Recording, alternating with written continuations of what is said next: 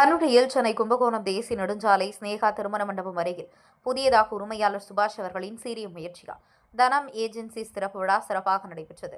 இதில் திறப்பு விழாவை முன்னிட்டு அதிரடி சலுகை மின்சார இருசக்கர வாகனம் ஒரு வாகனத்தின் விலை 38,000 ரூபாய் முதல் 3 இருசக்கர வாகனம் 1,10,000 முதல் அதிரடி சலுகையாக மார்ச் மாதம் முதல் ஏப்ரல் 5 வரை சிறப்பு சலுகை.